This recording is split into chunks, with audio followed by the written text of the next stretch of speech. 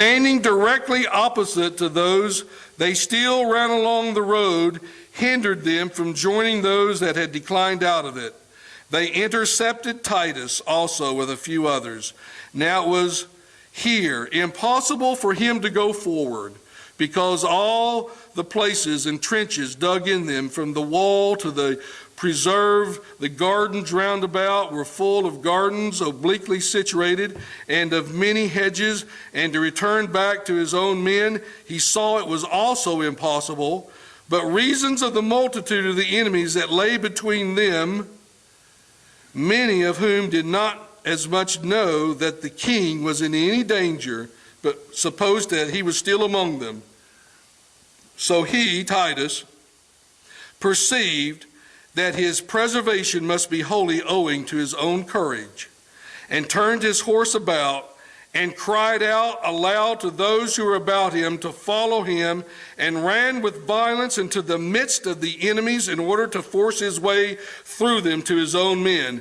And hence we may principally learn that both the success of war and the dangers that kings are in are under the providence of God. That is Josephus. For while such a number of darts were thrown at Titus when he had neither his headpiece on nor his breastplate, for as I told you, he went out not to fight but to view the city. None of them touched his body, but went aside without hurting him, as if all of them missed him on purpose, and only made a noise as they passed him by. So he diverted those perpetually with his sword that came on his side, overturned many of those that directly met him, and made his horse ride over those that were overthrown. The enemy indeed made a great shout at the boldness of Caesar, and exhorted one another to rush upon him.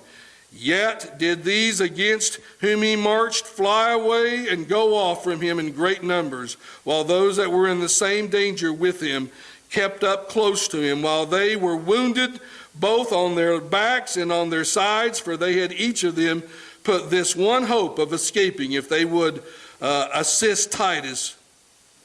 But Titus escaped with the rest and came safe to the camp. In other words, what he's saying so far, when he was surrounded, when he rushed, it says the sky was full of arrows, as if by God's providence they all missed.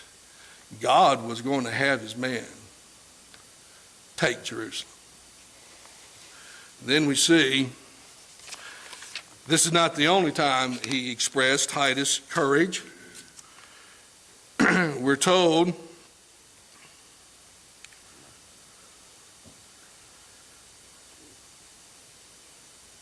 he says, the Jews assailed out of the city. The Romans were at length brought into confusion and put to flight and ran away from their camp. Nay, things looked as though the entire legion would have been in danger, unless Titus had been informed of the case that they were in, and had sent them successors immediately. So he reproached them for their cowardice, and brought those back that were running away, and fell himself upon the Jews on their flank with those select troops that were with him, and slew a considerable number, and wounded more of them, and put them all to flight, and made them run away hastily down to the valley.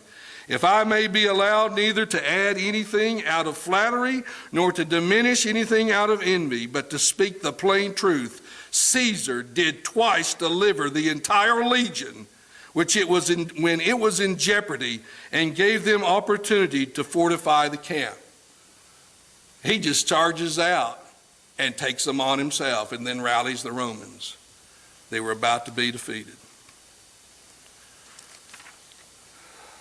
Well, what about the suffering that goes on in Jerusalem?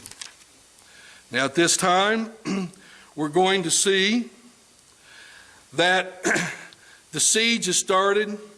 Any hope of escaping Jerusalem is now cut off. To compound the problem that you got the Roman legions out there shutting it off, we're told that there was revolts going on inside the city. Of course, famine was going on inside the city by now. Let's describe some of the suffering that was going on inside Jerusalem. So all hope of escaping was now cut off from the Jews, together with their liberty of going out of the city.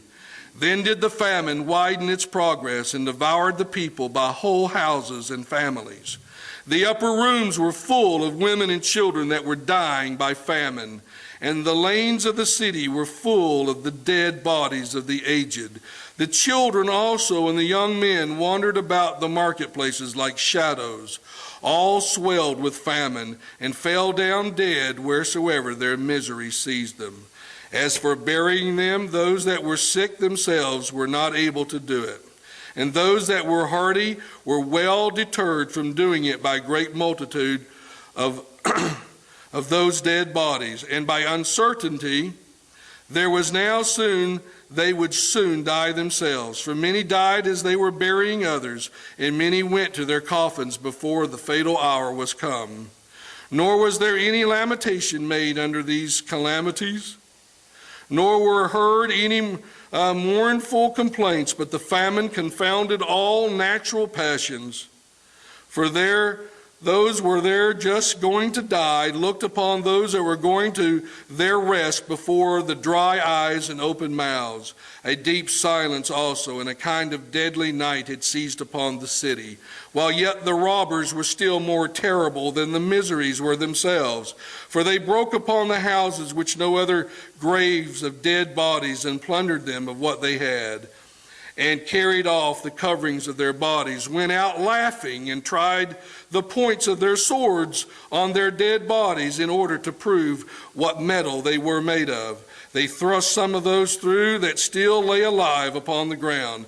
But for those that entreated them to lend them their right hand and their sword to dispatch them, they were too proud to grant their request, and left them there to be consumed by the famine. Nor every one of those died with their eyes fixed upon the temple, and left the seditious alive behind them. Now the seditious at first gave orders that the dead should be buried out of the public treasury, and not enduring the stench of their dead bodies. But afterwards they could not do it. They had them cast down from the walls into the valleys beneath.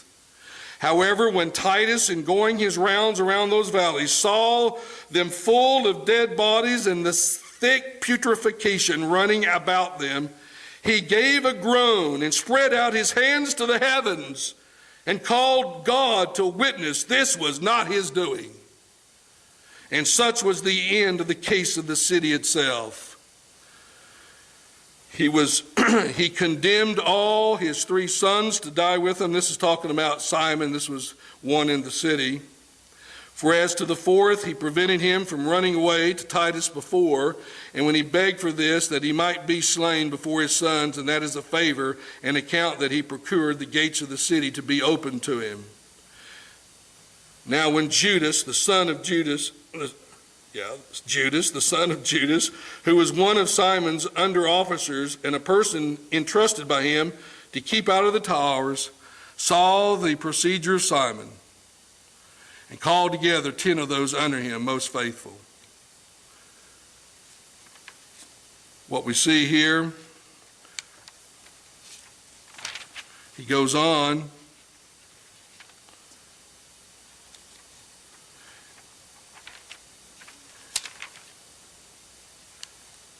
Trying to find the instant here of the dead bodies, of the starvation that was going on.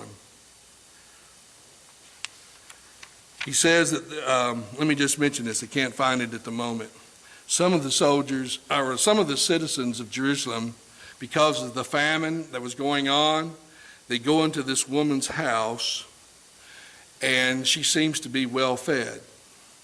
They say, "You've got some food somewhere because you look well fed." And they demanded the food. She says, "Oh, okay." She takes them back and uncovers her infant whom she has killed and has been eating. It says they left in horror.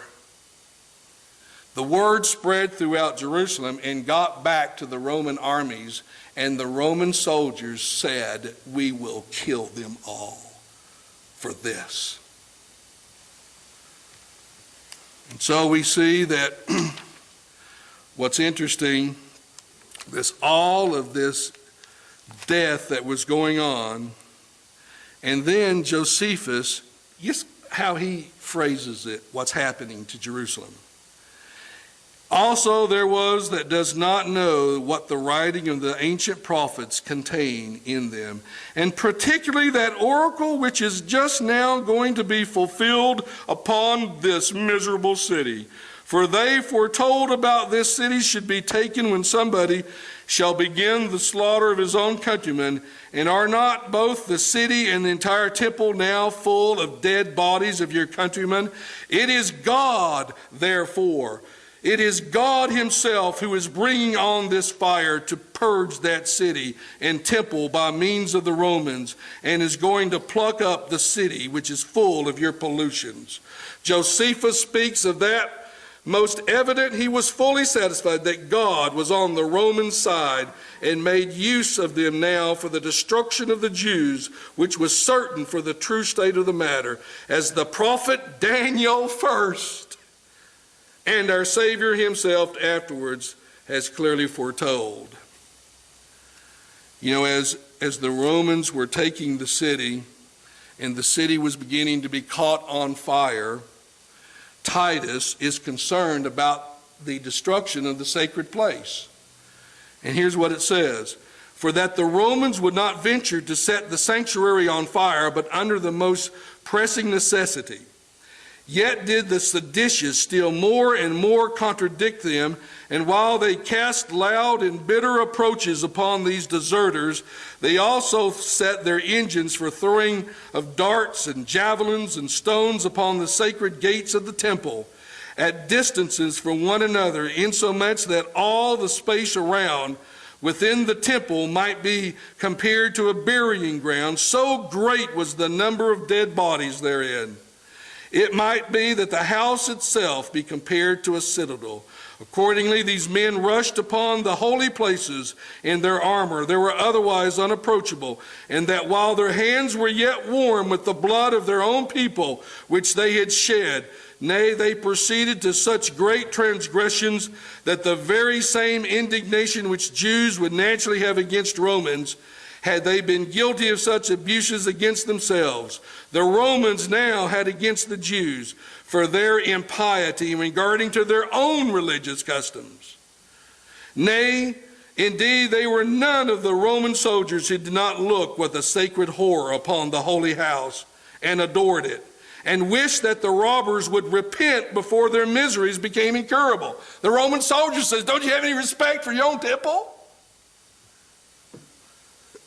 Now Titus was deeply affected with this state of things and reproached John. John was the Jew that was leading the rebellion inside, as if, does that make sense? You're going to have your own civil war inside a city which is now having famine, and you got the Romans army surrounding it. It's not the best time to have a civil war.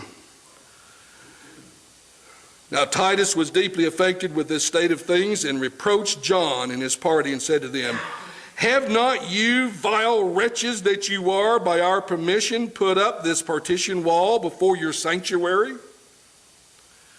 Have we not given you leave to kill such as go beyond it, that he were a Roman? And what do you do now, you pernicious villains? Why do you trample upon dead bodies in this temple? And why do you pollute this holy house with the blood of foreigners and Jews themselves? I appeal to the gods of my own country and to every god that ever had any respect to this place. For I do not suppose it to be now regarded by any of them.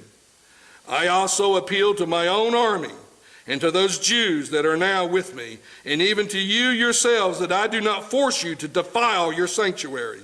And if you will change the place whereupon you will fight, no Roman shall either come into your sanctuary or offer any affront to it. Nay, I will endeavor to preserve you and your holy house, whether you will or not. As Josephus explained these things from the month of Caesar, both the robbers and the tyrant thought that these exhortations proceeded from Titus's fear and not from his good will to them, and grew insolent upon it. But when Titus saw that these men were neither to be moved by commiseration toward themselves, nor had any concern upon them to have the holy house spared, he proceeded unwillingly to go on again with the war against them. So as this burning,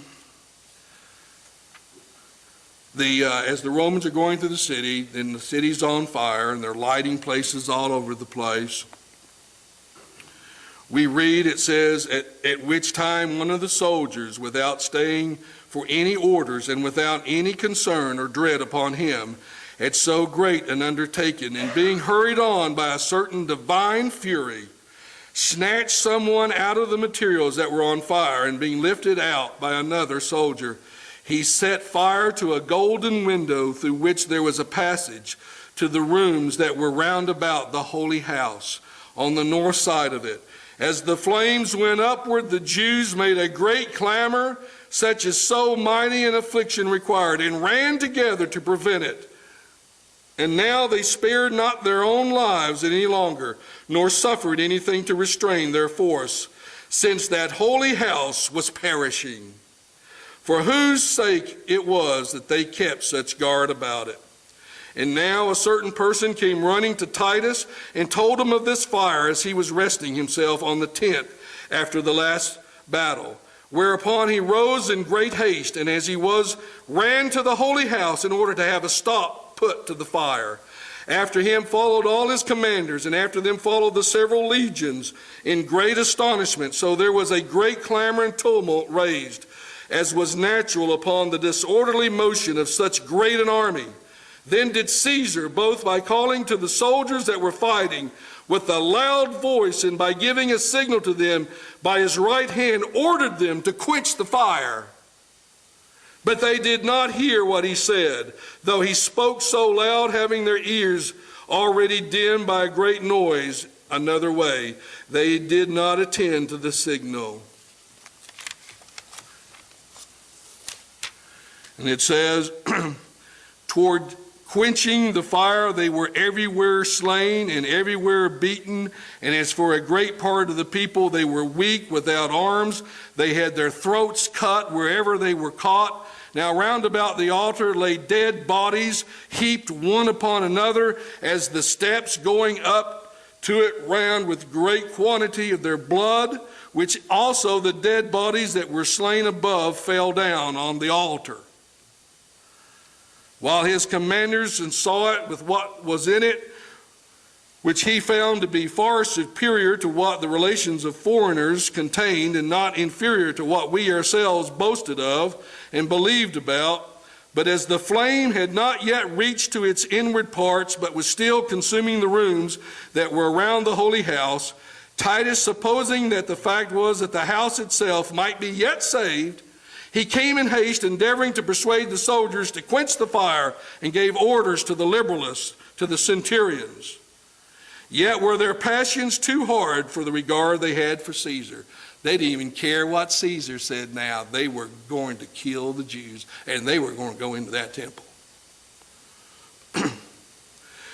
It says, and their dread they had for him who forbade them, as was their hatred of the Jews, and a certain vehement inclination to fight them, was too hard for them also.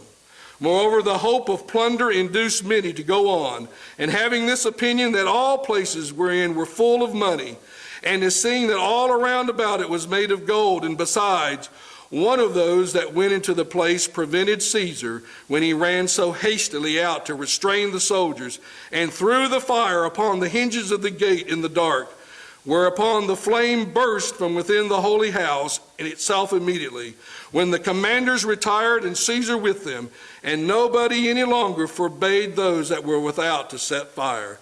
And there was the holy house burnt down without Caesar's approbation.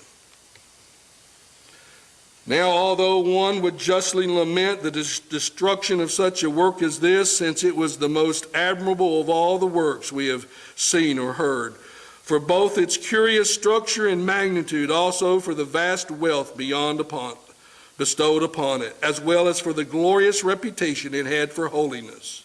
Yet might such a one comfort himself with this thought, that it was fate that decreed it so to be. And at the accuracy of this period, for the same month and to draw now observed, I said before, whereupon the holy house was burnt formerly by the Babylonians. Now the number of years that passed from its first foundation, which was laid by King Solomon, till this destruction, which happened in the second year of the reign of Vespasian, and collected to be 1,130, besides 7 months and 15 days. So the house, they can't stop the sanctuary being burnt down.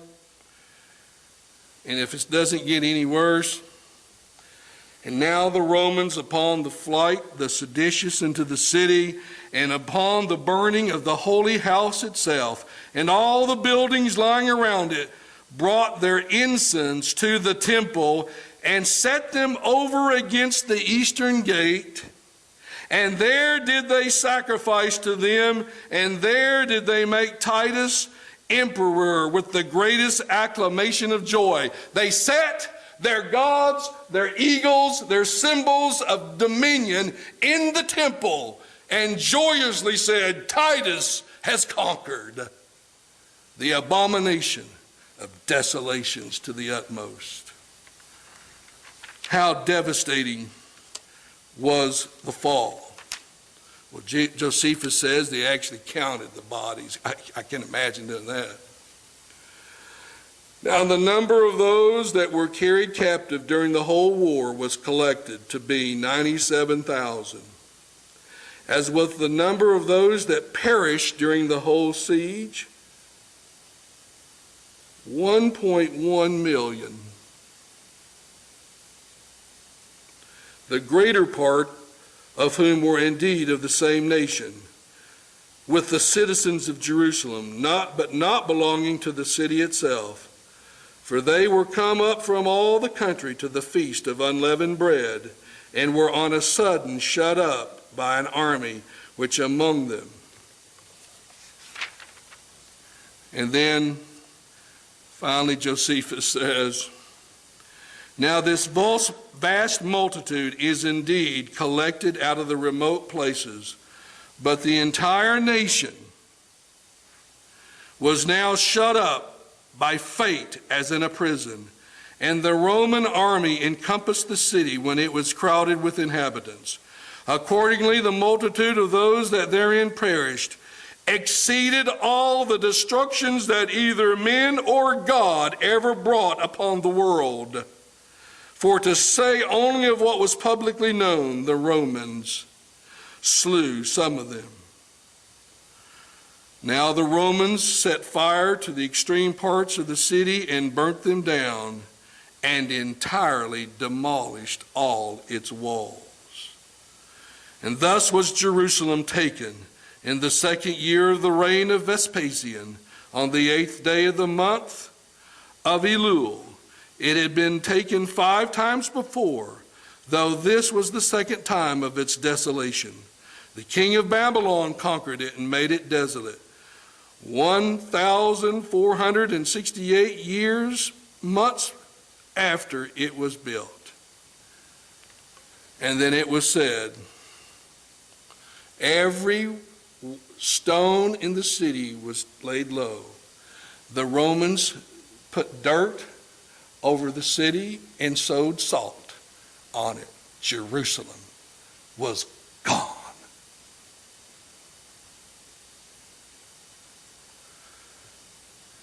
Jesus said, this generation has filled up the guilt of all their fathers. And you, when the fathers sent the slaves, the prophets, you killed them. And when he sent them the Son, you killed the Son.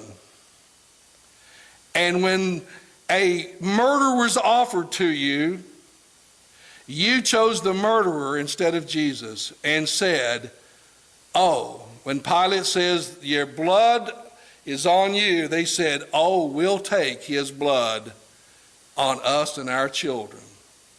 And so, 1.1 million perished.